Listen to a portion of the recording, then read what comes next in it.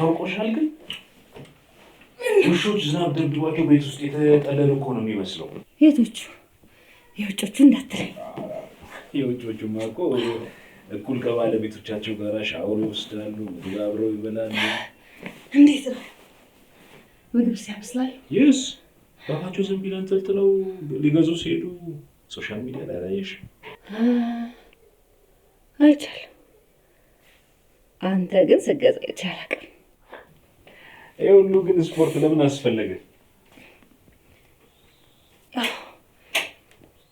ሰሞኑን ትንሽ ቤት ውስጥ ጭቅጭቅ ስለበዛ ድንገት ነገር ወደ ጸብ ከተቀየረ ራስን ለመከላከል ተዘጋጀው ነው። የዚህ ላይ ማን ትፍሪ አላስፈራም። አልፈራሁም። የስ አለመፍራትሽ ጥሩ። አይምል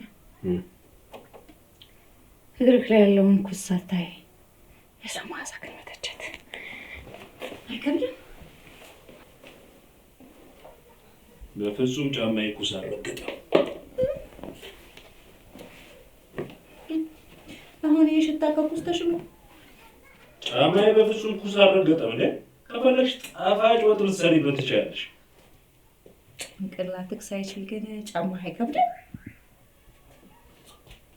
ጫማዬ አይሸትም እያልኩሽ ነው ያለሁት።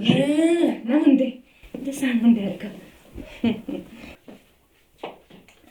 ደግሞ የኔ ጭንቅላት ለኩሽና አልተፈጠረም። እሺ ምን ለኪችን የተፈጠረ ጭንቅላት አለ እንዴ? የስ በባህላችን መሰረት እኮ ኩሽና የተፈጠረው ለሴት ልጅ ነው። መቼም ይሄን አትክጂም አይደለም?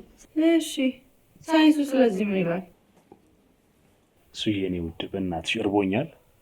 እኔ ራሱ ልክ ብሎኛል። ያው ሰራተኛ እስኪመጣ ድረስ የግድ ተጋግዘን መስራት አለብን። አሁን በዚህ ሰዓት ትንሽዬ ልጅ ቢኖር እኮ የሚላላክ እንደዚህ አንቸገርም ነበር። አንቺን ሳላሳድግ ሌላ ልጅ እዚህ ቤት አባቢ ላበኝ አባቢ ላበኝ። ስሚ ራሴ መሆን የሚያቀተኝ መስሎሽ ከሆነ ተሳስተሻለሽ።